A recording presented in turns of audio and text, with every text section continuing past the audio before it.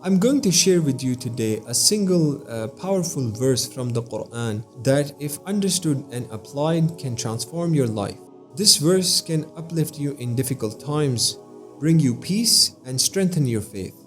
We're going to divide the explanation of this verse into 5 parts, and the last part is the most important. So make sure that you completely understand and listen to all the parts that I explain, which will help you understand the 5th part and the most important part. We're talking about Surah Al-Baqarah, verse number 286, a verse that reveals the immense mercy and wisdom of Allah subhanahu wa ta'ala. The verse is as follows.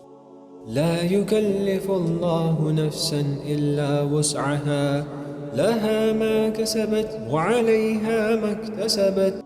Allah does not burden a soul beyond that it can bear. It will have what it has gained and it will bear what it has earned. Let's dive now into why this verse has the power to transform our lives. Now I'm going to divide this verse into 4 parts.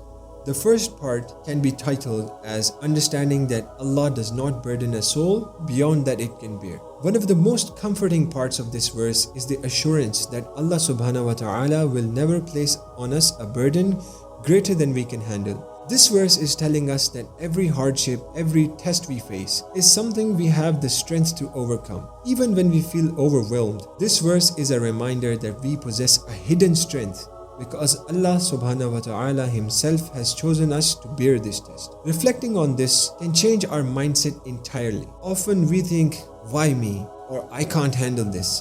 But Allah subhanahu wa ta'ala is saying, you can handle this. I am behind you. I've got your back. Every hardship is an opportunity to grow in resilience and faith. And it's Allah's way of showing us the strength we may not even realize we have. The second part of this verse is the purpose behind each test. Each trial we face, whether it's physical, emotional, or spiritual, has a purpose. In Surah Al-Ankabut, Allah says, أَحَسِبَ النَّاسُ أَن يُتْرَكُوا أَن يَقُولُوا آمَنَّا وَهُمْ لَا يُفْتَنُونَ. Do the people think that they will be left to say, we believe, and they will not be tried?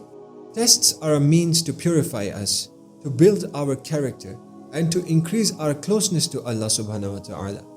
They remind us of the need to rely on Allah alone. So every time we are tested, instead of feeling defeated, let's remember that this is an opportunity for growth, and Allah sees potential in us. The third part of this verse I can explain using the translation of the verse.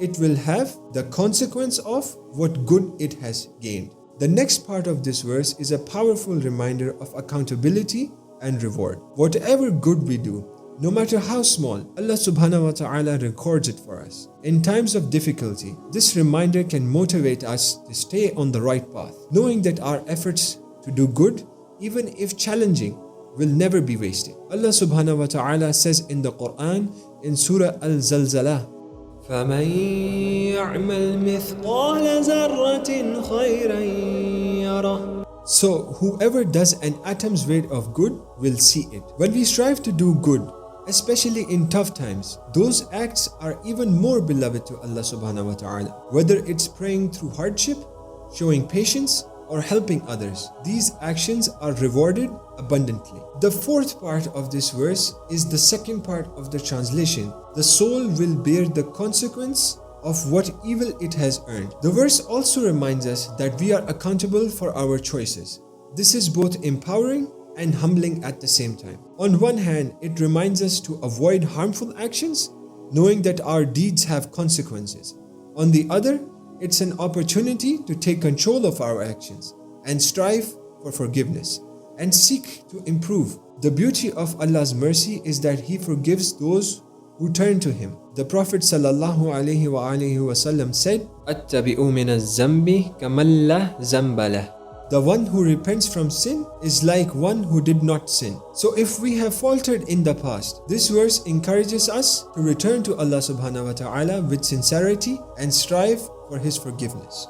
The fifth part and the final part are the practical steps to apply this verse in our lives. Let's talk about how we can apply this verse in our daily lives and truly let it transform us. Firstly, we should trust in Allah's wisdom. Remind ourselves daily that Allah subhanahu wa ta'ala knows you better than you know yourself. Whatever challenges come your way, tell yourself, if Allah has given me this test, then I am capable of passing it. Secondly, practice patience and perseverance. Patience is key to passing any test. Try to keep a calm mind and a hopeful heart, trusting that relief will come from Allah subhanahu wa ta'ala. Thirdly, focus on doing good.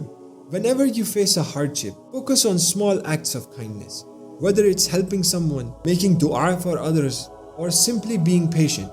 These good deeds will build up and have a lasting impact. Fourthly, seek forgiveness and keep improving. We all make mistakes, and that's okay. The important thing is to recognize them, seek forgiveness, and try our best to avoid repeating them.